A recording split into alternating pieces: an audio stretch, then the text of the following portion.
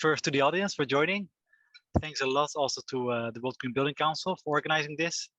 And also thanks a lot to all the other presenters that were here before us. We saw a lot of great tips, a lot of enthusiasm, positivism. So hopefully we can also contribute a little bit to all the discussions that are taking place. So we are Arup. We're very honored to have this 30-minute or maybe 33-minute session, because we started a bit earlier, which we named Beyond Zero, Unleashing the Wider Benefits of Decarbonisation. The reason why we named our session like this is what we think, and actually you saw it also, Green A mentioned this already, it's really how to use the urgent agenda of decarbonisation to do a greater good, both for humanity, but also for the planet. So here with me today, I'm just gonna, hope you can see my screen jumping to the next slide.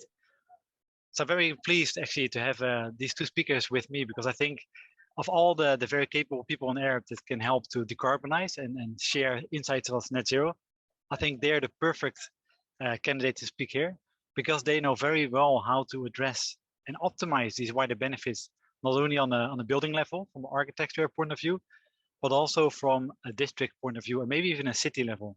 Because I think the impact we should be after is actually from all those different ranges. So with me are Dennis Ho. So he's our East Asia design leader for architecture, urban design, and landscape design. And we also have Terry Tan. She's the East Asia decarbonization service leader. And my name is Jas Peelkhuizen. I'm the East Asia SDG task force leader.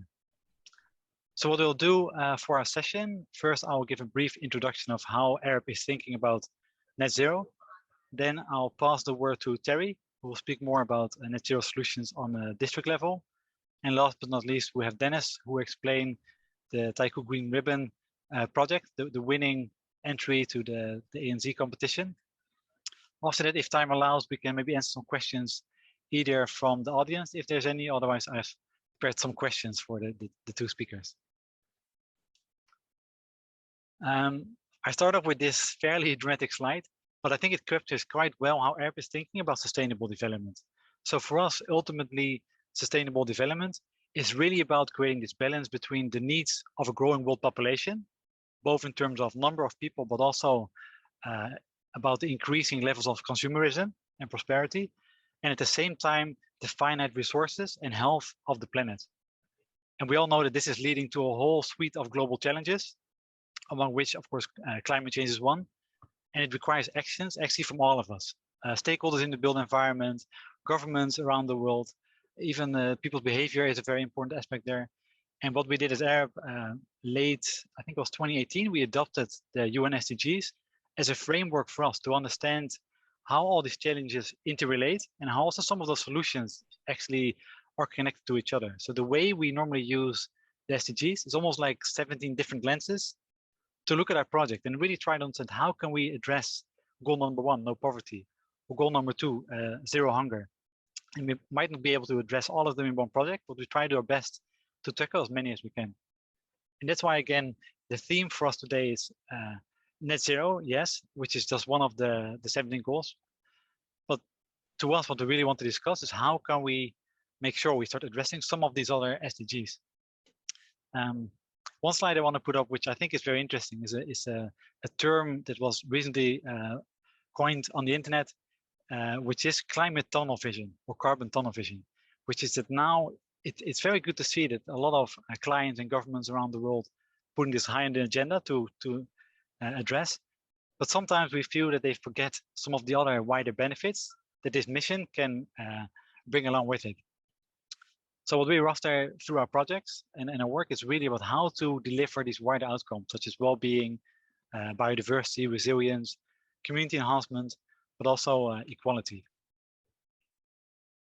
Now, to explain a little bit about how Arup is trying to do this through all the different things we do, we understand this at 3 different levels. The first one is let's say the tip of the iceberg, and also, to be honest, the smallest part, is our offices. So what can we do in our offices to actually contribute to decarbonization? So there's many other organizations with our own carbon roadmap, backed by the science-based targets, which means we aim to be net zero by 2030. Now, initially, I thought this is one of the easier aspects compared to the other two, but I found, because I'm trying to lead this mission for our region, it's very challenging actually, it's not just about switching off light and changing the behavior of our staff and our colleagues, but also it's really dealing with your own supply chain. So even though as Arup, we're not a manufacturer or producer, we're a consultant, meaning our emissions mainly come from our own operations, but also our collaborations with suppliers and sub-consultants. It's really going down the supply chain and make sure that we do our part as Arup, but also have more influence outside of what happens within our offices, right? So it's these what I mentioned, the suppliers and the sub-consultants. Now the second part, where we have also quite a level of good influence, is our projects. Now, of course, this is always depending on the requirements from the client, but luckily we see that more and more clients, they're very open to decarbonize to a certain extent, and we're always trying to push them beyond what they're requiring in the brief. So what we actually did during COP26 in November last year, we announced that we are doing whole life cycle carbon assessments for all our projects. Sorry, for our building projects, I should say. That's new and retrofit. That's what we started doing already, and now we're starting to implement this same methods for our other projects. For example, infrastructure projects are also there.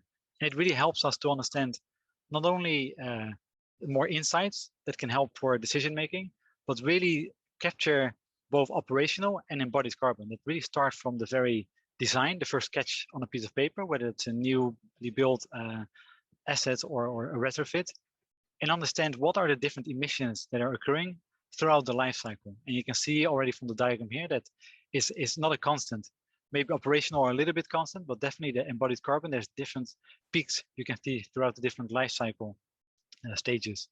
So it's very important for us to think about how can we address those, for example, through adopting a circular economy approach, etc.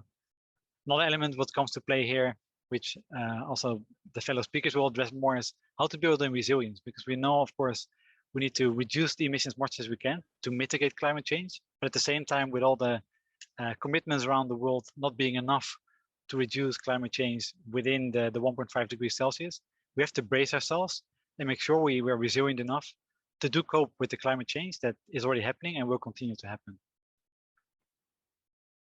Now, the third part of us trying to have an impact is our wider sphere of influence. So besides the operation in our projects, of course, we feel there's so much we can do, right, as an organization. So it's really about trying to use our global expertise. We're a big international firm with a lot of knowledge, with a lot of partners, external organizations, and really trying to share the knowledge we have. And it could be through publications. I put some here on the screen. If you're interested, just Google for Arup and net zero, and you find the whole suite of nice and insightful brochures and tools and other things you can use to get a bit more understanding and apply to your projects. But we also do a lot of events. I mean, this is a perfect example of how World GBC is setting something up. So we're very eager always to contribute to discussions. But we also have a lot of our own events. The most recent one was the Race to Zero webinar series, which we held right before COP26, also in collaboration with the World GBC, and really trying to unite different stakeholders in our industry, because we think as Arup alone, we have a very limited impact, but altogether, we need to really change our industry and ultimately try to seek for a system change, because otherwise we know how bad things we're going to get if climate change will keep accelerating the way it does. So that's my introduction. That's a little bit of the theory. Now I'll pass the time to Terry, who'll be a bit more practical and really explain how we make these kind of differences through our projects. So Terry, over to you.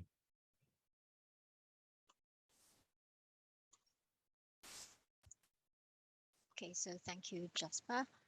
And my name is Terry Tan. I'm the Decarbonization Service Leader from the Hong Kong office. So my part of the presentation will share our net zero solutions for large-scale developments and portfolios in East Asia.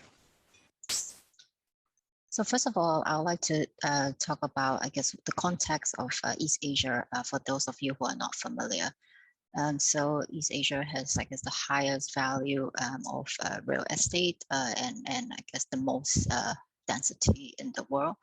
And so this makes it very difficult to decarbonize, given that roof areas are often quite limited and it's often shadowed by surrounding buildings. And also the possibility for natural ventilation is very low since there's high humidity and high temperatures for a lot of the cities. And also access to low embodied carbon materials is also poor, and since there isn't a lot of timber in the region. And since we have no excessive land for renewables, the focus will be on innovations in building design. And so this might include solutions such as Arup's neuron carbon tools, and also some of our Arup venture products. So the process of achieving net zero carbon starts from the very beginning. So we're increasingly being engaged at the land bid feasibility stage, right at the start, to work out how much it will cost to actually have a net zero carbon development. And then all the way through design and construction and up to the operation stages, which are illustrated in these 4 projects. So for net zero carbon ready design, what does it mean? And so this type of projects really involves having like what we can do based on today's technology, and then having a future-proof design to allow zero carbon to be reached in the future. And then the second type of projects is to do with tools, carbon tools, such as neuron carbon, that can allow carbon to be tracked during construction through to operation, making ESG reporting a lot easier. So building portfolio roadmap projects, such as what we did for the MTRC in Hong Kong. So this involves implementation planning, working through top-down and bottom-up with the project teams and with the FMs of each and every single building to make sure that we achieve a zero carbon in operations. So lastly, renewable planning. Since we have done all we can do in terms of energy efficiency, and the remaining carbon will have to be offset by renewables. So currently we're investing a lot in digital tools and looking at how we can have a massive using the building roof areas and also the challenging landscapes, such as in this hillside project in Philippines, where we've developed a digital tool to come up with a PV farm. So next, I'll talk about one of the case study, which is the Guangzhou UST campus in China. So this is about to be open end of this year. So in this project, we have maximized the use of natural ventilation, waste heat recovery, and we have a building capacity for some 30,000 meters square of solar panels. So this campus will house a population of 10,000 students and faculties, and it comprises of housing, labs, amenities. So we will involve from master planning stage to detailed design. So together we work with KPF architects and the UST, Hong Kong UST University. And then we were involved in the total engineering solution. So the aspiration of the project was to be a sustainable campus of tomorrow with the ability to incorporate future technologies and research through the UST's Living Lab programs. So this was the result of extensive stakeholder engagement that we were part of, which included a lot of universities, public users, and even suppliers from this supply chain. So it included functional, operational, maintenance requirements, and the long-term planning of the campus. So this transformed into actionable sustainable development targets for the projects for consultants to work on throughout the program of the project. So firstly, natural ventilation is a key strategy for achieving net zero. And I think that is why you see a lot of the buildings in China actually have very low energy utilization index. So as you know, the subtropical region is very hot and humid for those of you who have been here.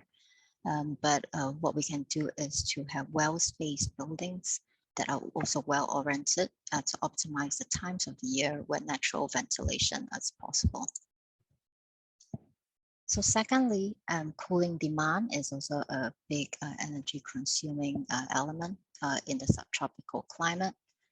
So the solar heat gain can be mitigated by using external shading and a well-glazed facade, and to reduce the cooling demand, but also let in daylight penetration to have a good study and living environment. So for campuses, the highest energy consumption comes from the cooling of labs and data centers. So our focus will be on energy efficient systems and energy recoveries for these two spaces. So in the campus scale, I think what is different from a building scale is that there are a lot more opportunities for synergies where we can co-locate the areas where needs a certain, where we can locate like waste heat supply and heat demand. So this is a layout of the campus. So as you can see, we have located the district cooling and data centers together. And these are as close to the laboratories as much as possible. And what we've done is to use the waste heat from the district cooling and data centers to produce hot water for the hostels.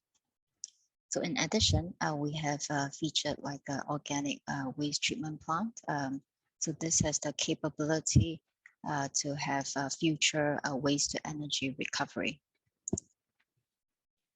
So the second part I'd like to talk about is water circularity.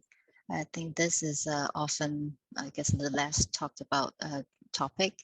So in this project, I mean, as you know, Sponge City is already a very big part of projects in China.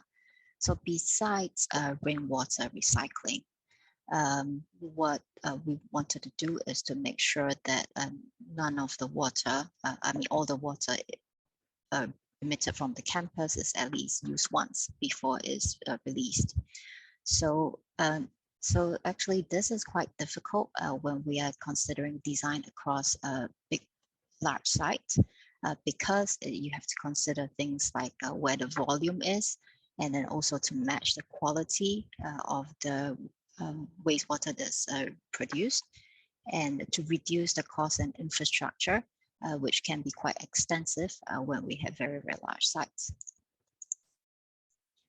So in this case, we have tried to co-locate opportunities where the wastewater is generated and required.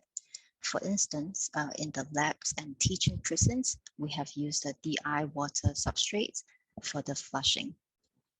So at the housing prisons, internally, we have used the basin shower water for flushing and also rooftop irrigation, so that it's kept within the building itself.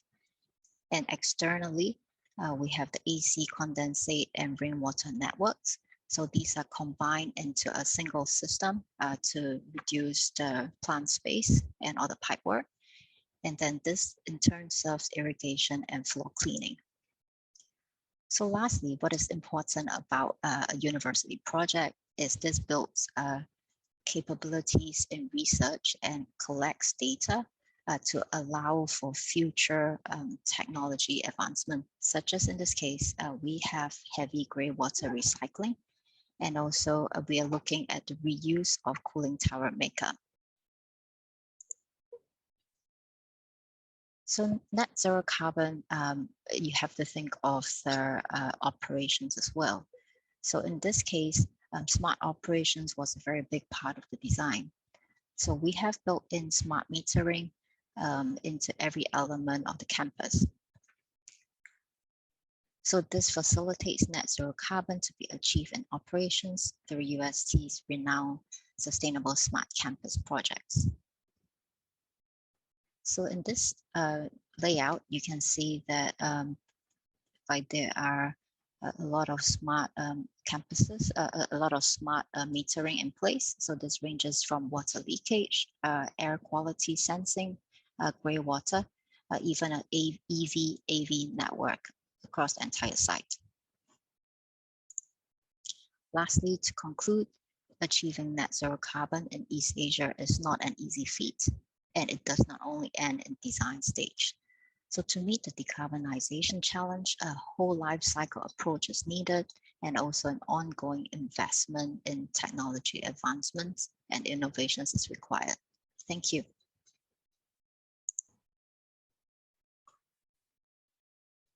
Great, thank you very much, Terry. Then let's move to Dennis, who will share more about Taikoo Green Ribbon. Thank you, Jasper and Terry. Can you hear me okay? Yeah, can you make it full screen? Yeah. All right, Perfect. okay. Good afternoon, everyone. My name is Dennis Ho. I lead Arup's East Asia Design and also East Asia Urban Innovation Unit. So this afternoon, I'm going to present a project called the Taikoo Green Ribbon. This project is actually Arup's award-winning entry for an international competition organized by the Hong Kong Green Building Council, supported by Swire Hong Kong. The site is located in the heart of the Taikoo Business District. The brief is to design a 230-meter tall net zero commercial tower in a high density and subtropical environment. So this is actually an important opportunity for Arup to demonstrate its thinking and commitment towards decarbonization, and also to promote interactions with the wider industries and also the general public. It is also an example of the East Asia Urban Innovation Unit, how it can help to make impactful and step change urban solutions for our future cities. So first of all, we believe that all future buildings should have a green manifesto that actually goes beyond net zero carbon. And it must also create a sustainable, more beautiful, more accessible, adaptable, inclusive, and enjoyable environment. And these are actually the core ethos of Arup's total architecture that drive our innovative design. Our approach, our design approach is guided by frameworks such as the Hong Kong Climate Action Plan, the World Green Building Council Health and Wellbeing Framework, the United Nations Sustainable Development Goals, which you all know very well, and the World Economic Forum Biocities 2030. The reason why we call our design the Taikoo Green Ribbon is because we believe that the design actually is acting like an interweaving ribbon that integrates all the different aspects of a net zero and a humanistic design together. So our vision is really to create a holistic concept that focuses equally on people, nature, and technology. And we believe that now is really the time for very bold concepts that try to merge green and net zero design together, also in conjunction with human experience, ecology, and sustainability. So there are 8 design principles for our project, and these are to create positive social impact, net biodiversity gain, be human-centric and community-driven, focusing on wellness and biophilic design, looking at circular economy, and also at the same time, utilizing both passive and active energy systems. There are more than 40 innovative systems that we proposed in our integrated design, utilizing current and future technologies, covering passive design for subtropical climate, active energy systems, using advanced digital tools and materials, the use of renewable technologies, carbon management, and also occupant engagement. So these are some of the key ideas that we've introduced into our integrated design. And on top of that, our design is also very much people and community focused. So for example, our design features a native woodland park at the ground level, and the ground level is almost entirely open for the public with rain harvesting gardens. We also have naturally ventilated lift and office lobbies, and the majority of the offices are also naturally ventilated. We have a 1.5 kilometer long meandering landscape jogging trail that wraps around the building envelope with piezoelectric pads. We have what we call a breathable, productive, and active building envelope, which I will talk a little bit more about a bit later on. We have also introduced the ideas of the micro-LP walls, urban wind turbines, and we have also introduced vertical villages with urban farming and hanging gardens. Really, the concept is to see how we can bring a new eco lifestyle and workplace to the high-density city. So for example, here, you can see the large open floor plate. It's actually designed to optimize not only visibility, but also cross-natural ventilation with AI-managed louver windows in a double skin facade that brings air light, greenery, and amenities indoor, but at the same time also reducing mechanical cooling load substantially. So we put in a lot of effort into the design of the building envelope. The east, west, and north facade, for example, of our BPA facades, which means breathable, productive, and active, they capture solar energy, they shade direct sunlight, but at the same time, they're angled and designed and profiled to actually optimize wind breezes for natural ventilation. We also looked at how to apply 3D printing techniques using recycled waste materials. For example, in this instance, we look at the way that we could possibly using recycled plastic bottles and also introducing porosity into the design elements to drive wind through the building envelope and to integrate BIPVs into these kind of unique design components that are not only functional, not only climatic responsive, but hopefully at the same time aesthetically driven as well. So by using some of these AI managed systems in conjunction with landscape double height atrium spaces and ceiling mounted air induction units, the operable double skin facade, hopefully will be able to facilitate maximum cross ventilation according to the weather conditions, but also the thermal comfort criteria of our workplace. So it is a very adaptable and flexible system. On the south facade, we integrate transparent PV cells into a grid of double height semi-curved glass structures, which we call the solar tubes. And these solar tubes can actually be made from modular MIC components. And when they receive less solar irradiation or less direct solar gain in the lower portion of the building, these solar tubes actually open up to become hanging gardens, bringing landscape further into our building. So you can see that actually the solar tubes here in the diagrams at the bottom of the page can be actually used in a very flexible way to serve many different kind of functions. For example, such as meeting rooms, social and collaborative spaces. Really, the idea here is to find a way to embrace our transformation and our culture, I guess, in workplace towards a hybrid work-life system in the future. We've also looked at innovative fresh air intake system using advanced materials like hydrogel and phase change materials to see how they can provide dehumidification, latent heat absorption, effectively pre-cooling the fresh air before they enter the building. And in addition to that, we're also looking at two 230-meter tall micro-algae walls, which we are actually doing researches within Arup. And these walls, microalgae walls, don't only provide solar shading, bioenergy generation for the building, but also fertilizer production for the local greenery. So this project demonstrates the huge possibilities for super high performance building with extra low energy consumption and embodied carbon. And we estimated that this project would actually take less than 9 years to offer both, offset both embodied and operational carbon using some of the innovative decarbonization and renewable energy systems and design concepts that I've mentioned earlier. So since the competition, since winning the award, the project has actually received a lot of different positive feedbacks.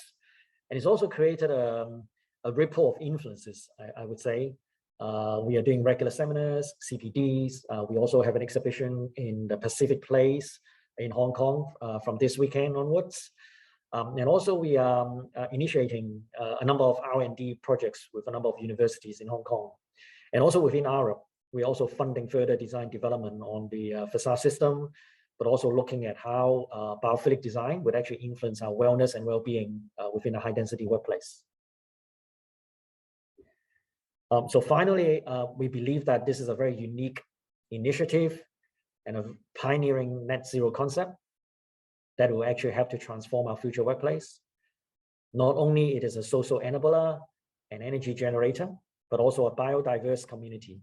For example, we have produced green spaces that is over 3 times the site area We have over 12,000 square meters of PVs on different parts of the building envelope. Our energy system actually can generate enough surplus energy for the surrounding neighborhood. So I think that this project actually rethinks and reimagines what a future resilient building could be, combining green design with innovative solutions that are transferable and scalable for other parts of the world and other type of buildings within a high density environment, especially in a subtropical climate as well. That's all for my presentation. Thank you very much for listening to my presentation, and I will now hand it back to Jasper. Thank you. Thank you so much, Dennis, and thank you also, Terry. I think both presentations, to me at least, are very inspirational and also very promising of what great things could happen, especially when we combine forces. I realize we still have 2 minutes, and there's no questions from the audience. So maybe I will ask both of you one single question, which I think is a crucial one, especially for these kind of aspirational projects that you presented right here, Dennis. That is a vision of what could happen, right? If we should really have the right mindset. So the question is, based on your experience, what is most needed to accelerate further decarbonization of the built environment? Yeah, maybe you go first then.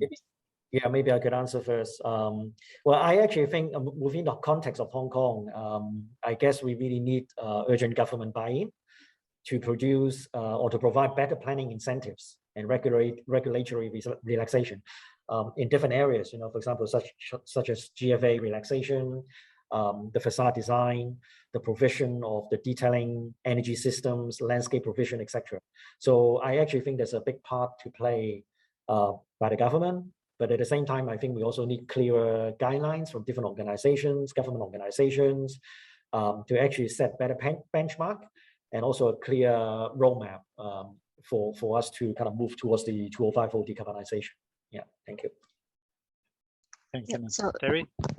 So my take on this is I think the construction supply chain, I guess like us as consultants, we can only do so much. So we do need collaboration with the research institute and also get the suppliers on board. So a lot more integrated collaboration and government buy-in to push for products, like it's more available products and construction technologies. So that's one. So the second part is also the availability of technologies that are low carbon. Currently, there's not a lot of options out there. So we are doing some research internally to come up with products and such as fan coil units and carbon tracking tools, but there is a lot more that can be done. Right. So hopefully we get more support from everybody. Great, thanks for these. I look at my clock and it's exactly 1:30, so I think that's a wrap for us. So thanks again, everybody, for joining, and look very much forward to the following discussions from other presenters. Thank you. Thank you. Thanks, everyone. Bye-bye.